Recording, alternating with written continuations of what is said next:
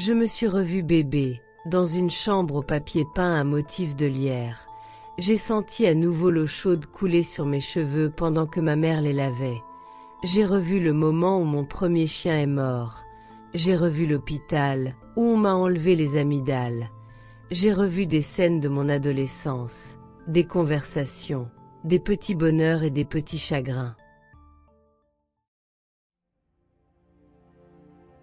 Bienvenue sur Levons le voile, et dans cette nouvelle exploration des frontières invisibles de la conscience. Aujourd'hui, le récit vous emmène au cœur d'une expérience de mort imminente profonde, vécue par une jeune femme de 20 ans, en 1956. Une expérience qui a transformé sa perception de la vie, de la mort et du monde spirituel. Une immersion rare, bouleversante, et empreinte d'une lumière qui dépasse tout ce que nos sens peuvent contenir. Avant de commencer, n'oubliez pas de soutenir cette chaîne. Abonnez-vous, activez la cloche et laissez un like pour encourager la diffusion de témoignages authentiques qui ouvrent les consciences. Maintenant, fermez les yeux, inspirez profondément et levons le voile, ensemble. Je m'appelle Anna, j'avais 20 ans en 1956, et ce jour-là, à la piscine, avait commencé comme n'importe quel autre après-midi d'été. J'étais bénévole avec un groupe de brownies, et je les avais accompagnés à une petite fête dans un jardin. C'était rempli de rires, d'éclaboussures et de cette insouciance propre à l'enfance. Je me suis jointe aux enfants pour jouer un moment. On se lançait un ballon de plage. Une des filles l'a frappé trop fort par inadvertance. Il m'a heurté le visage et j'ai perdu l'équilibre. Je suis tombée à l'eau. Je ne savais pas à ce moment-là que personne n'avait réalisé que je me débattais. Plus tard, j'ai appris que ma mère qui était présente avait senti que quelque chose n'allait pas, mais tout le monde autour d'elle pensait que je plongeais simplement. Ce n'était pas le cas. Je suis remontée à la surface 3 fois. Chaque tentative était plus désespérée que la précédente. Mes poumons brûlaient, mes bras étaient lourds, ma vision se brouillait. À cette 3e tentative, alors que mes forces m'abandonnaient, quelque chose a changé. Une douce chaleur m'envahit, elle était réconfortante, presque maternelle, et la peur s'évanouit, la douleur disparut. J'éprouvais une certitude immense, tout allait bien se passer. J'ai levé les yeux vers le soleil scintillant à travers l'eau, puis l'eau disparut. Je n'étais plus dans la piscine, j'étais ailleurs. Je me suis sentie séparée de ma forme physique, clairement, indubitablement.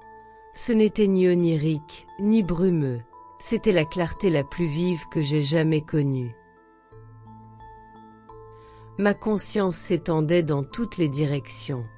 Mes pensées étaient plus rapides, plus riches. Mes sens étaient aigus et multidimensionnels. J'avais l'impression de percevoir plusieurs choses simultanément, avec une compréhension parfaite. Devant moi s'étendait un espace obscur, comme un vaste couloir sans mur, avec une douce lumière dorée au fond, qui semblait vivante, presque pulsante. Je m'y suis dirigée sans effort, comme portée. Avant d'atteindre la lumière, des souvenirs ont jailli de ma conscience, en flash rapide, lumineux et extrêmement net. Ma vie, toute ma vie, s'est déroulée autour de moi. Je me suis revu bébé, dans une chambre au papier peint à motif de lierre. J'ai senti à nouveau l'eau chaude couler sur mes cheveux pendant que ma mère les lavait. J'ai revu le moment où mon premier chien est mort. J'ai revu l'hôpital, où on m'a enlevé les amygdales. J'ai revu des scènes de mon adolescence, des conversations, des petits bonheurs et des petits chagrins. Tout était d'une clarté incroyable, et pourtant enveloppé de paix. Puis je l'ai vu. Un homme se tenait dans une prairie radieuse, entourée de couleurs si vives qu'elles semblaient irréelles, des verts émeraudes, des bleus cristallins et une brume dorée flottant dans l'air. Des animaux se reposaient paisiblement à ses côtés, un chien, un chat et des oiseaux. Il portait un chapeau à large bord, légèrement incliné sur le côté. Son sourire exprimait une bonté et une force indescriptibles. Je ne l'avais jamais rencontré. Il était mort 8 ans avant ma naissance. Mais je l'ai reconnu immédiatement. C'était mon grand-père. Mais il paraissait plus jeune que sur les photos que j'avais vues, comme s'il avait retrouvé une version idéale de lui-même. Il ne m'a pas parlé avec des mots. La communication était directe, intuitive, silencieuse, mais d'une clarté parfaite. Il m'a dit : « Ce n'est pas encore ton heure. » La paix qui émanait de lui était bouleversante, chaleureuse, enveloppante, inconditionnelle. Je me sentais en harmonie avec tout ce qui m'entourait, à l'univers lui-même. Une vaste compréhension m'envahit, sans effort et total, comme si je me souvenais soudain de vérités que j'avais toujours connues. Puis tout a basculé. Une forte pression m'a frappé la poitrine, me tirant en arrière. Instantanément, je me suis retrouvée à flotter au-dessus de la piscine, à quelques mètres du sol, à la hauteur d'un petit avocatier. En dessous de moi, je voyais mon corps immobile. Ma mère pleurait agenouillée près de moi. Le frère d'une amie pressant fortement mon dos essayait de me ranimer. Des gens criaient, couraient, paniquaient. Je voyais tout et entendais tout de manière étrange, presque musicale, avec une clarté parfaite. Et pourtant, je me sentais parfaitement calme. Puis vint la force soudaine, rapide et violente, comme si j'étais aspirée à travers une ouverture étroite. Je suis rentrée dans mon corps avec un sifflement. L'air ne venait plus. Ma poitrine brûlait. Ma conscience s'est réduite à ses limites humaines. La prairie se dissipa. La lumière s'est éteinte. Mon grand-père s'effaça. Mais le souvenir et la sensation d'avoir vécu quelque chose d'infiniment réel ne m'a jamais quitté. Ma vie, derrière le voile. En quittant l'hôpital, je suis retournée à ma vie quotidienne, mais je n'étais plus la même. Quelque chose s'était ouvert en moi, quelque chose d'immense, de silencieux et d'irréversible.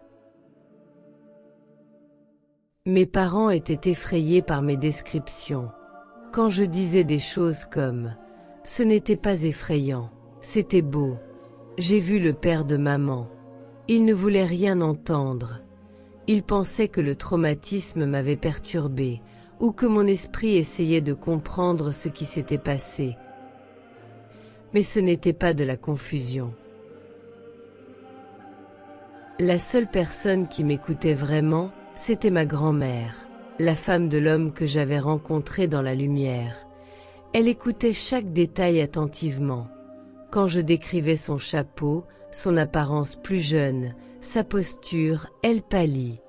Elle sortit une photo de lui plus âgé, mais c'était indubitable. Comment avais-je pu voir une version plus jeune d'un homme mort avant ma naissance ? Alors je lui ai révélé le détail qui a dissipé son incrédulité. La clé est derrière le poêle à bois. La clé de son horloge, disparue depuis des semaines. Et elle l'a trouvée exactement là. C'est à ce moment-là qu'elle a su que je l'avais vraiment vue. Quelques semaines après mon expérience de mort imminente, je suis tombée sur un article concernant les Rose-Croix. Leurs enseignements sur les mystères de la vie m'ont irrésistiblement attiré. J'ai commandé tous leurs livrets et les ai dévorés. Mes parents s'inquiétaient, mais je cherchais profondément à comprendre ce que j'avais vécu, et cherchais aussi le sens de ma vie. Je ne suis pas devenue religieuse, je me suis plutôt ouverte spirituellement, percevant toutes les religions comme des reflets partiels d'un tout, plus vaste. Après cette expérience, quelque chose s'est éveillé en moi. J'ai commencé à pressentir les événements avant qu'ils ne se produisent, surtout ceux qui concernaient mes proches.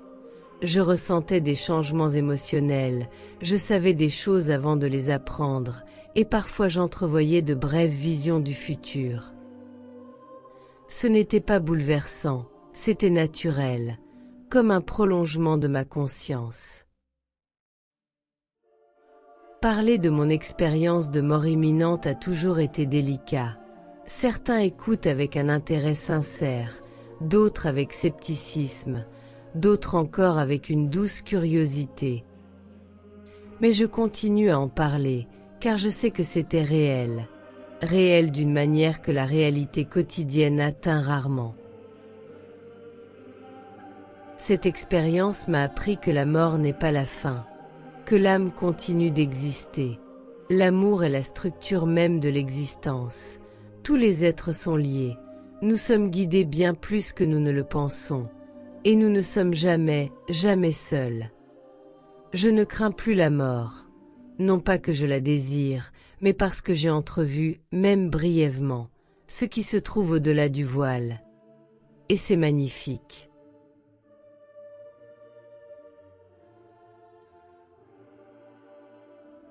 Merci d'avoir pris part à ce voyage au-delà du visible. Ce récit, marqué par une paix indescriptible, une rencontre lumineuse et un retour bouleversant, rappelle que l'existence est bien plus vaste que ce que nous percevons. Si cette histoire vous a touché, n'hésitez pas à laisser un commentaire, à partager la vidéo et à vous abonner pour découvrir d'autres témoignages qui lèvent le voile sur les mystères de la conscience. Pour découvrir d'autres histoires, regardez l'épisode suivant qui apparaîtra à l'écran. De nouveaux récits sont régulièrement publiés. Ensemble, continuons à lever le voile, épisode après épisode. Prenez soin de vous et de vos proches. À très bientôt pour un nouveau voyage, derrière le voile.